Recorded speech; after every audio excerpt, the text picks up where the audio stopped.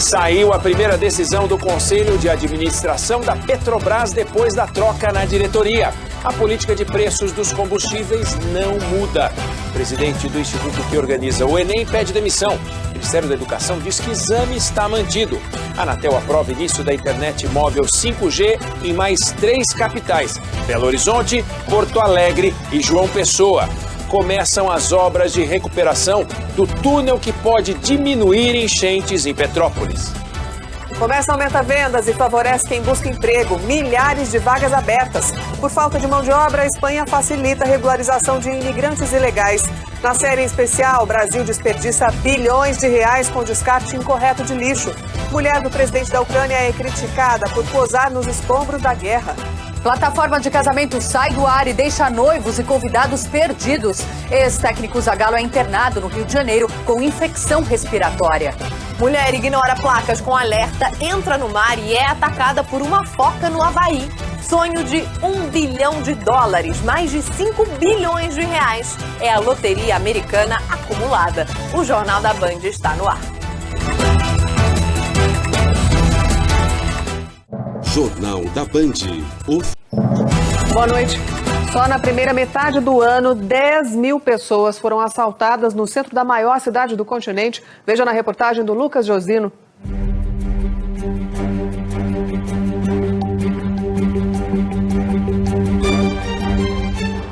O passo acelerado e o olhar atento tem um motivo. A gente sabe que aqui no centro de São Paulo tem muito assalto, então eu sempre ando com a mochila para frente. Hoje eu resolvi colocar até a mão na alça e segurar mais um pouco para ter mais segurança, né? O Beto tem uma banca de jornais há 5 anos no Viaduto do Chá, um dos cartões postais da cidade. Ele afirma que é difícil voltar para casa sem presenciar um assalto no centro da capital. Eu nunca vi menos que 4, 5 assaltos, nunca. Desde que menos que 4, 5, nunca. Por dia? Por dia. 10 mil assaltos foram registrados aqui no centro de São Paulo no primeiro semestre de 2022. Uma média de 58 roubos por dia. É o maior número desde 2001, quando a Secretaria de Segurança Pública do Estado começou a divulgar os índices da criminalidade. Bairros como Campos Elíseos e Santa Efigênia, onde o comércio popular é forte, lideram a lista dos pontos mais perigosos. A Cracolândia circula pelos 2 distritos. Há algumas semanas, comerciantes fizeram uma reunião com o comando da polícia. O pedido: mais segurança. Procurado, o governo de São Paulo afirmou que colocou mais 4 mil policiais nas ruas da cidade e que reforçou o patrulhamento nos pontos crônicos de roubos. Boa noite. Boa noite. A Rússia corta pela metade o fornecimento de gás para a União Europeia. A Petrobras anuncia uma nova diretriz para a formação de preços, mas não mexe na política atual. Em várias regiões, o diesel tem pesado mais do que a gasolina no orçamento. Depois do pico da pandemia, brasileiros voltam a tentar o emprego público em dezenas de concursos. O MDB e a Federação PSDB e Cidadania lançam oficialmente Simone Tebet candidata à presidência da República. A China impõe novo lockdown em Wuhan, cidade onde a pandemia começou. O Jornal Nacional está começando. São de uma prática já existente. A empresa afirmou ainda que a política de preços no mercado interno se manterá alinhada aos preços internacionais. Uma pesquisa da Agência Nacional do Petróleo mostrou que o preço do diesel chega a ser R$2 maior do que o da gasolina. O caminhoneiro Sidney Moreira enfrenta um desafio diário de fazer o maior número de entregas possível para a empresa em que trabalha e controlar os gastos com diesel. Ganhei por trecho, por viagem. Então, hoje em dia as empresas mudam até a forma de pagamento. Antigamente você recebia salário ou comissão. Hoje, quilometragem rodada. Agora, para economizar, já não consigo mais. O diesel em alta tem impacto nos preços de outros produtos essenciais. A cadeia dos alimentos é mais diretamente afetada porque o óleo diesel é elemento fundamental de formação de preço em todas as etapas, desde a semeadura até a colheita, o armazenamento e a distribuição. O Jonathan saiu do Paraná e abasteceu em Mato Grosso do Sul. Nos 2 estados, o diesel custa, em média, R$ 7,30. De janeiro para cá, as despesas dele com combustível dispararam. O óleo diesel no começo do ano nós estávamos pagando R$ 5,20, R$ 5,30. Aí ainda dava bastante diferença, hoje está dando R$2 de diferença por litro.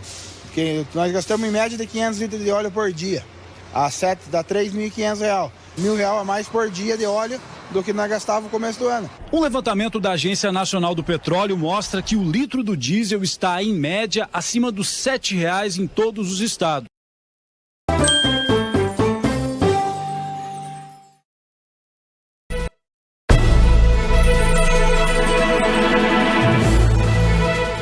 Quarta-feira, 27 de julho. O Jornal da Cultura começa agora com os seguintes destaques.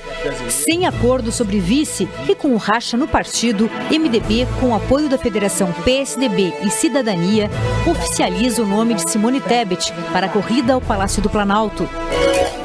Carta em defesa da democracia e do sistema eleitoral brasileiro, elaborada pela USP, reúne mais de 100 mil assinaturas em 24 horas. Conselho da Petrobras irá decidir sobre os próximos reajustes dos preços dos combustíveis. E estatal garante que nova diretriz mantenha paridade com o mercado internacional. Há 4 meses do Enem, presidente do INEP, órgão responsável pela aplicação do exame, pede demissão alegando motivos pessoais. 2 novas pesquisas voltam a apontar o mercado de Wuhan, na China, como origem do novo coronavírus. Pandemia faz estrago no bem-estar dos trabalhadores no Brasil. Mulheres são as mais atingidas por esgotamento e pouca disposição. Olá, boa noite. Recebemos hoje o jornalista e doutor em ciência política Leonardo Sakamoto e o médico Arnaldo Lichtenstein, clínico-geral do Hospital das Clínicas. E você pode fazer comentários pelo Twitter na hashtag Jornal da Cultura. O ex-presidente Lula disse que, caso eleito, vai acabar com o teto de gastos no Brasil. E depois de uma batalha interna, o MDB confirmou Simone Tebet como candidata do partido à presidência.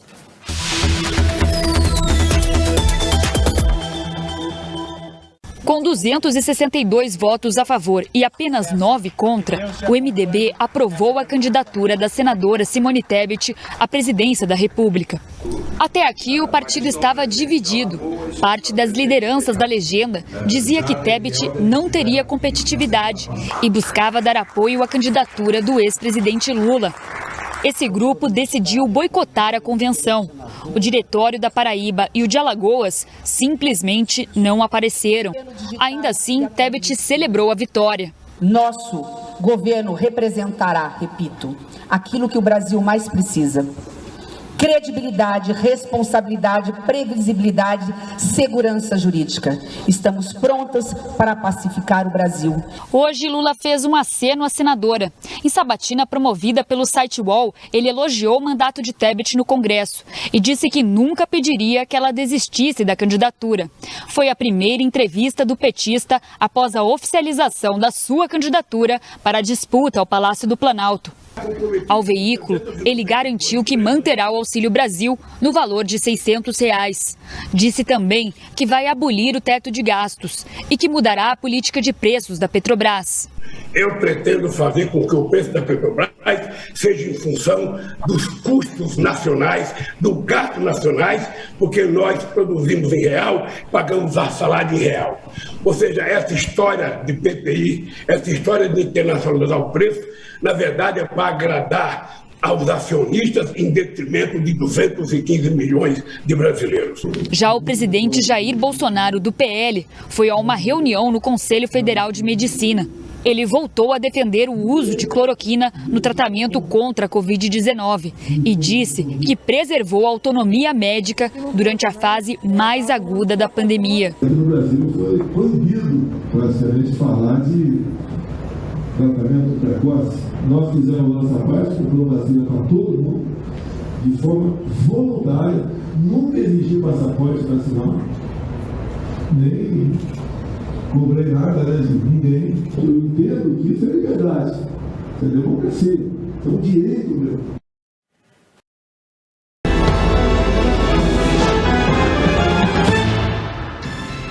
MDB oficializa a candidatura de Simone Tebet à presidência, mas o vice ou a vice ainda está em negociação.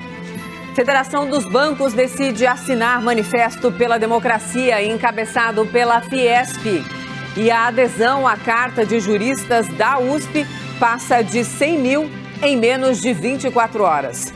Agora à noite, Bolsonaro chamou o manifesto de cartinha. Secretário de Defesa americano se reúne com o nosso ministro da Defesa e fala em controle civil firme sobre os militares. So at this conference, I also took the opportunity to reaffirm the proper role of a military in a democratic society. And that means firm civilian control of the military. E nos Estados Unidos, o Banco Central eleva mais uma vez a taxa de juros. Na Europa, a Rússia amplia corte no fornecimento de gás.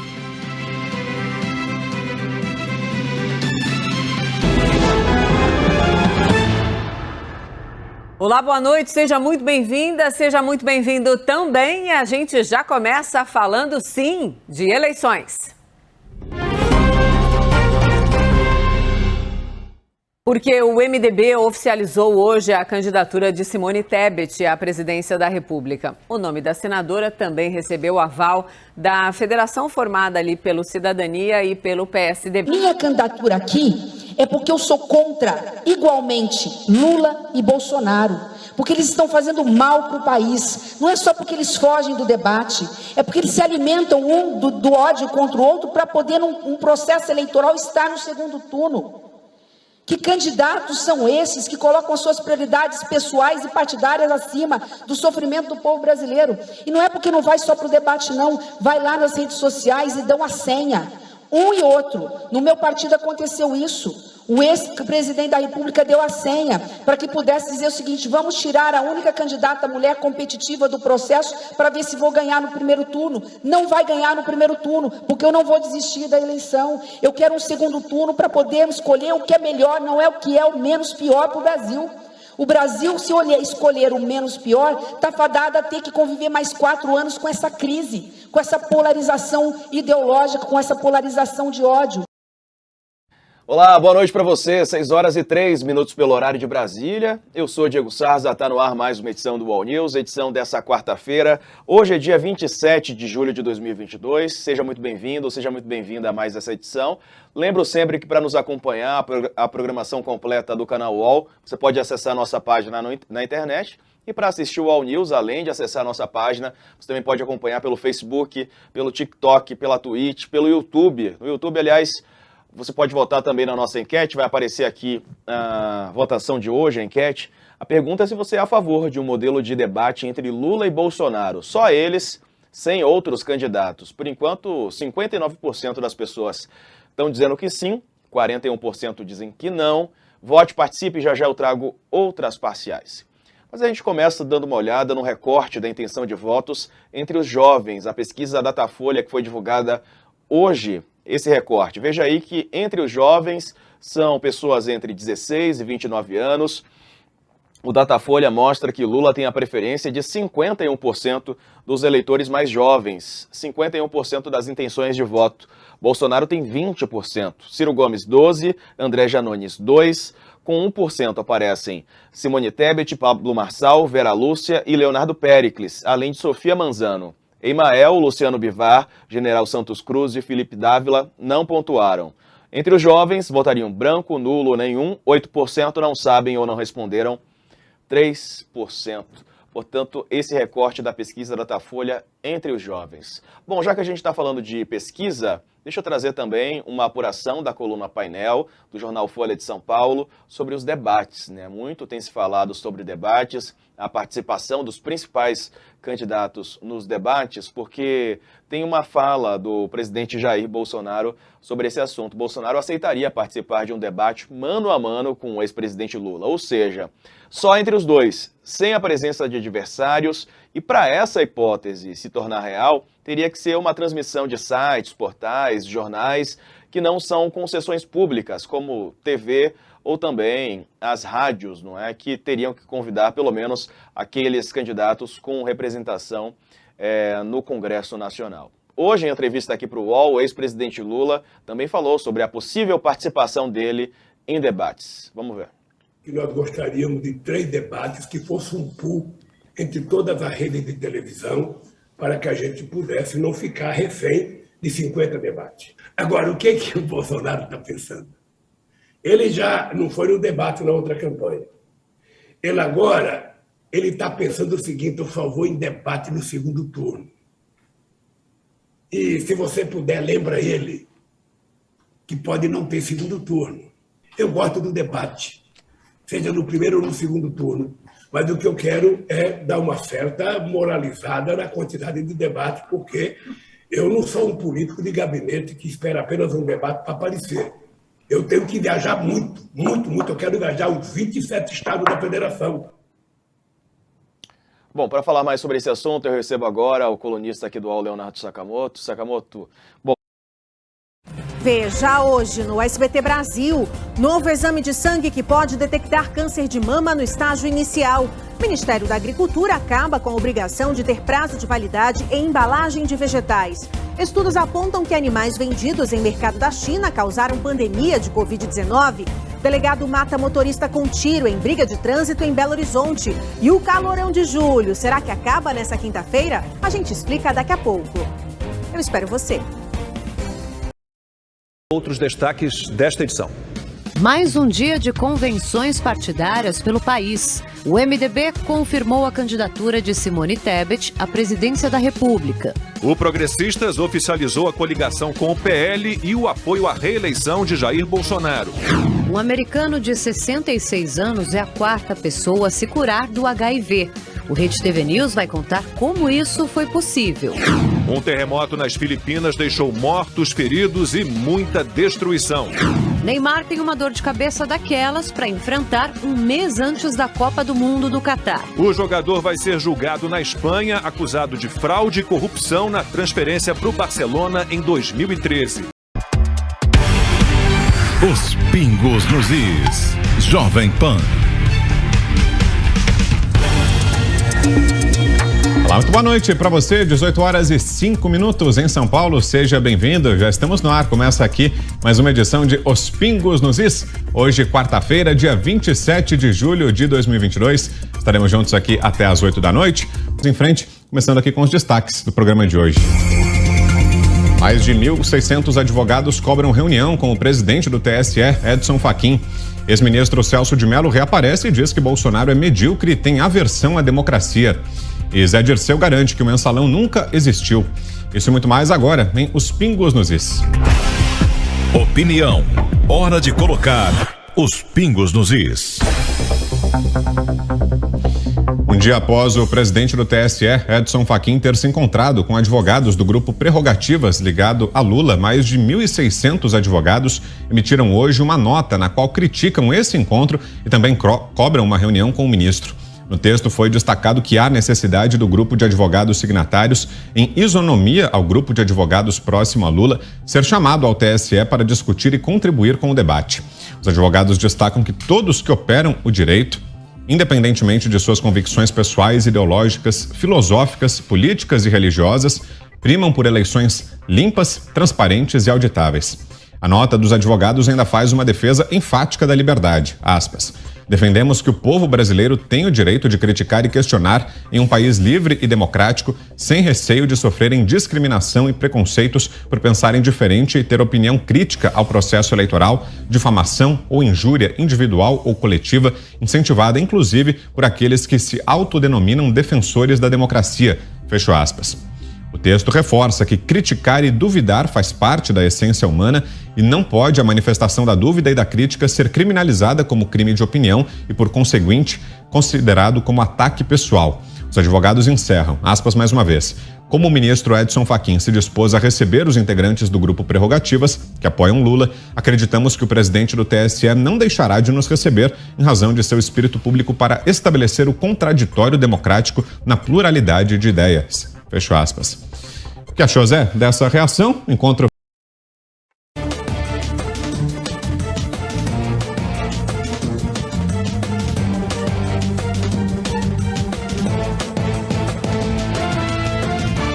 Boa noite.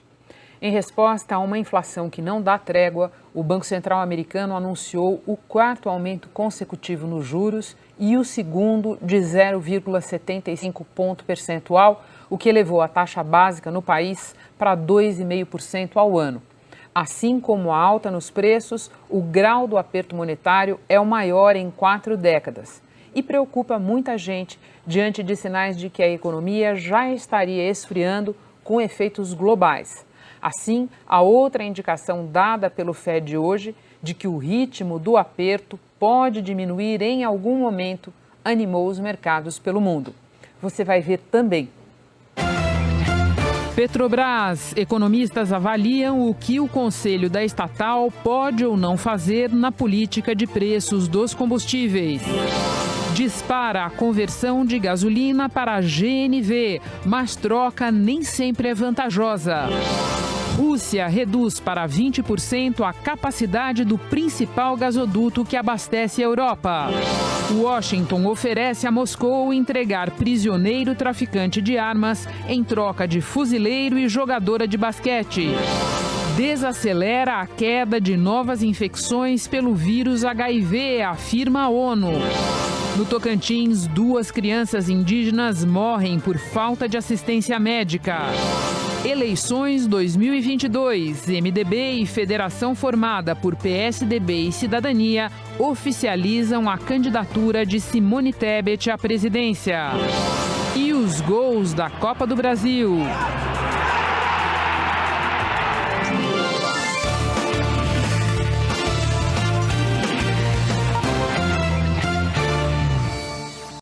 Hoje começamos com o anúncio da Petrobras sobre formação de preços dos combustíveis. Segundo um comunicado da empresa, a partir de agora, a diretoria executiva terá de prestar contas periodicamente ao Conselho de Administração sobre os reajustes.